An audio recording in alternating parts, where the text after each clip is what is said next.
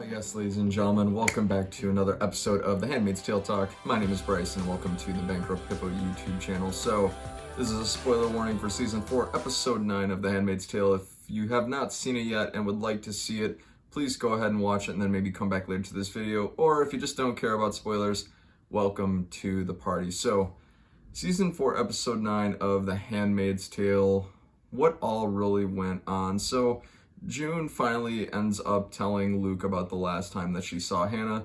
For those of you who have been following the season closely, episode 3, Hannah and June get to see each other again, but this time it's a bit of a sour note. Hannah is quite scared of June because it's assumed anyway that Hannah's been brainwashed by Gilead to be afraid of June, and it breaks June's heart, and for any mother, I can't even imagine. Luke and June, they're reflecting on this sort of moment, and Luke convinces June that together they can end up getting Hannah back into Canada and back with him. So they end up deciding to go ahead and just sort of pursue that avenue, and they try a few different things, or a few different ideas run through their head.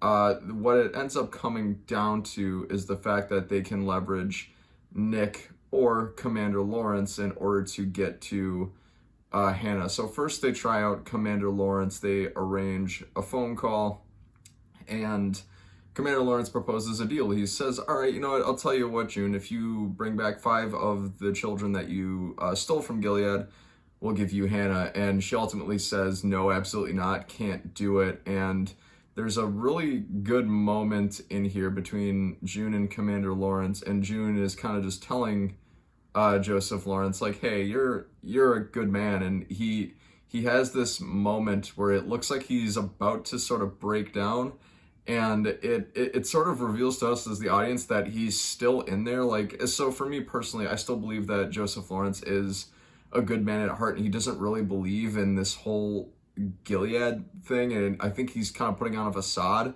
And in that moment, it at least gave me a bit of hope with that thought, the fact that there's a good person in him and that he doesn't really believe in Gilead in general. But they can't come to an agreement, so they move on. And a couple nights later, Luke sits down with June and proposes the idea of then going to Nick for help. And oh man, I gotta give it to the actor who plays Luke, my man OT. He's crushing it this season, but he's talking to June about, obviously, Nick, and Luke, in the letter that June wrote to him, I believe in season 3, knows about what has gone on between Nick and June, and obviously Nicole was conceived by the both of them. At least as far as we know, Nicole was conceived by the both of them. So it's sort of like killing him to suggest using Nick as a route to maybe get to Hannah. It's like Luke is sort of recounting the fact that,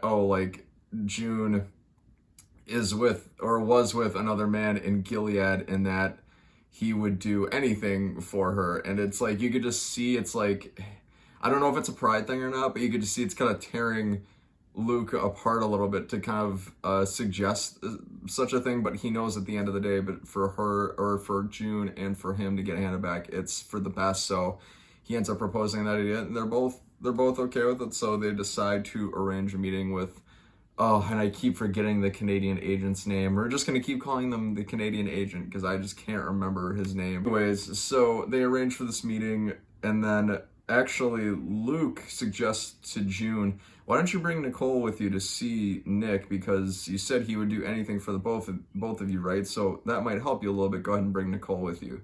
So June and Nicole go to see Nick, of course, escorted by Canadian Secret Service, because this was all arranged between Canada and Nick. So June gets this moment with Nick to see him again, to show him Nicole and how big she's gotten, because obviously some time has passed since he's last seen Nicole. And Nick, before June even tells them why they wanted to meet up, Nick already has a folder full of information that he gathered about Hannah, and he kind of explains to June, before you had gotten to Chicago, I'd assume you would come back and look for Hannah, so I had already started gathering up some information for you.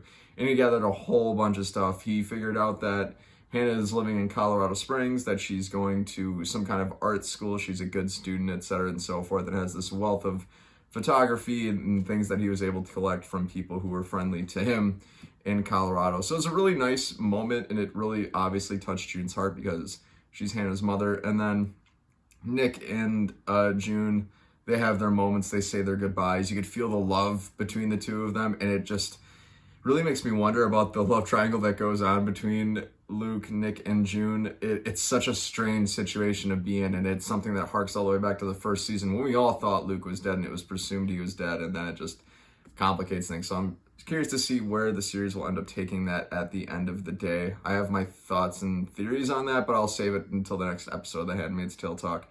But anyways, so then they return back. June gets to show Luke all of the pictures that Nick has given her, and he's just crying out tears of joy. He's just so happy to see Hannah, even if it's just in pictures again. And the episode kind of goes from there. I'll touch on the end of the episode in just a bit, but I first want to talk about what else went on this episode, because a few other plot points have progressed. And I want to say that this episode, it kind of, in the last episode, everything had kind of like started coming together into one plot line, and now this episode has kind of branched out into like 3 different ones. The second of the 3, besides June meeting up with Nick, is Janine actually continuing her quote-unquote service as a handmaid. So at the very beginning of the episode, she's scrubbing floors, and then a handmaid is brought in and trying to be forced to eat because she's going on a hunger strike. And who is it but Mrs. Keys from the first and second episode of this season? And I was eating popcorn while watching this moment, and when the camera pans up to see it's Mrs. Keys, or her name is actually Esther, I literally, like, all the popcorn fell out of my mouth. I was so shocked. I had no idea we'd see her again after the second or third episode or whatever it was, but it was just a very jaw-dropping moment. Literally, popcorn was falling out of my mouth. But she's going on a hunger strike, and Janine essentially wants to do what she can in order to keep her alive for whatever reason. And it's kind of weird because in this episode, Janine's kind of resorted back to being, I guess, obedient to Aunt Lydia. Like I said, the relationship between Janine and Aunt Lydia is so fascinating to me. It's one of so much pain but love at the same time. It's really, really weird. But anyways, not really too much happens in that regard. Janine convinces Esther to eat because the one point that she brings up to Esther is like, stay alive for as long as you can because I want you to be around when things eventually do get better. And I guess Janine's argument is basically, be patient. It might not, everything might seem really shitty now, but eventually things will get better. And I think that Esther ultimately buys into that and believes in it. So at the same time, Janine not only saves her own skin because Aunt Lydia and the rest of the aunts were thinking about sending her off to the colonies, but also saves Esther from the same fate too. So Janine saves both of them, and it really shows her growth again because Janine's got to do essentially the lesser of the 2 evils or the harder of the things in order to keep them alive. And it's, again, showing growth because she even says herself in this episode, June's not around anymore, so they got to take care of themselves and survive. Which I wonder if she's mad at June for escaping to Canada. Actually, I take that back because when Aunt Lydia said that June escaped to Canada, she was really, really happy. So I'm going to scratch that from the record. But anyways, that's really, we get a little bit of Esther and Janine in this episode, which was, I think, a nice preview into what's been going on in Gilead overall. So the third main plot line that kind of happens and follows along this episode is a situation between Fred and Serena, because Serena is getting further along in her pregnancy by the day. In the show, you can see her belly growing, and really, it's like the tide really starts to turn for them in this episode, meaning that at one point they're having a baby shower for their son, and it's really weird because it kind of harks on last episode, and a lot of the gifts they receive for the baby shower are from people of Canada who support the cause of Gilead, which is, again, really weird and strange to think about in the grand scheme of the world of The Handmaid's Tale. But yeah, and it's a lot of Toronto Maple Leafs jerseys, which is kind of funny. I really liked how the show did that. Plus, the Maple Leafs have really cool jerseys. I'm sure those of you watching this right now who are fans of Toronto really enjoyed that bit of the show. But anyways, in addition to that, Serena ends up getting to see one of the other commander's wives, and I think her name was Naomi. Yeah, Naomi Putnam. It was the Putnams that they get to see. And basically, the gist of that conversation is the fact that once the baby is born and Fred and Serena are locked away in Canada, Gilead takes the baby back to Gilead and raises him there. And Fred and Serena are like, absolutely not. That's not happening. So Along the way, all the while this is going on, you start to notice some very strange things about like Fred and Serena's change in mindset about their lives, I guess you could say, because earlier on, all the way basically up until this point, they've all been about Gilead. They have always supported Gilead, and now they're discovering that they're kind of being left in the dark from Gilead. Even Commander Putnam basically tells Fred, "Yeah, you're on your own here, pal. We can't come and get you." And Fred feels slighted and betrayed by that. And also along the way, Fred is encouraging Serena to write a book again. And in Gilead, when she did that and read, and she lost a pinky, and now Fred has like done a whole 180, is encouraging her to write again. So it's like it's like with the birth of their child, or with the introduction of their child, it's like all their mindsets kind of change. And I thought it was a really fascinating take on what the introduction of children can do into people's lives. So really interesting in that regard too.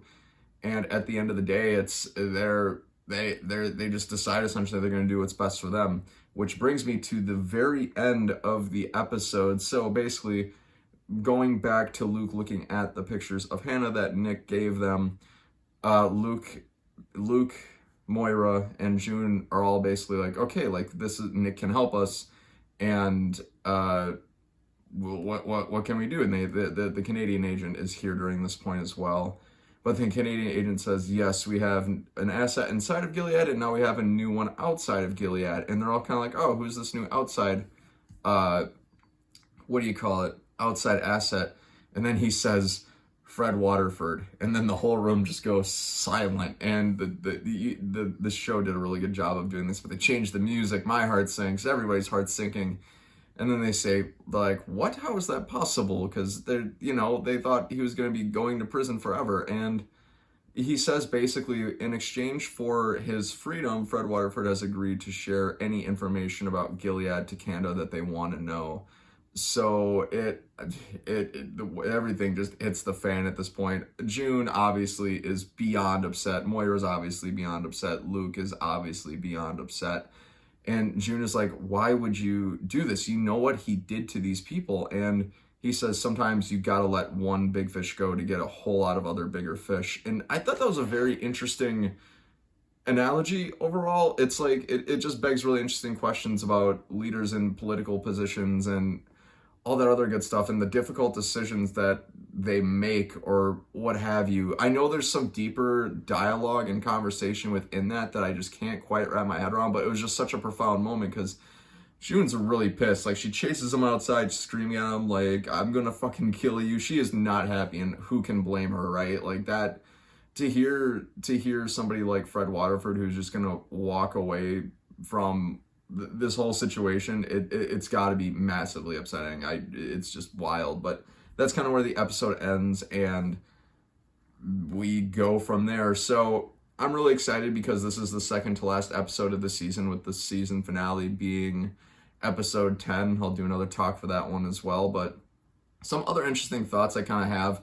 I'm curious to see what's going to happen with Janine and Esther. We only get little breadcrumbs of it in this particular episode, but where do they go from here? I'm curious to know. And plus, what's going to happen with June? What is June going to do about the news that she's been given? What are they going to do about Hannah? It's like June, it's like she can't escape just having a whirlwind and roller coaster of emotions and things going on between Hannah, between the Waterfords getting in the way, between her trying to live life. It's like, wow, like things are just hitting the fan and stuff's going wild. And I also kind of want to know what's up with Commander Lawrence and seeing if his character ultimately it changes permanently for the better, I guess you could say. I think there's still good in him, and I think he will, but I guess we'll have to see and sort of find out. All right, my friends, so Heavy Scene, Season 4, Episode 9 of The Handmaid's Tale. If so, comment below and let me know whatever you thought of it. My name is Bryce. This has been the Bankrupt Hippo YouTube channel. Like, comment, and subscribe for more content. Until the next Handmaid's Tale talk, have a great day.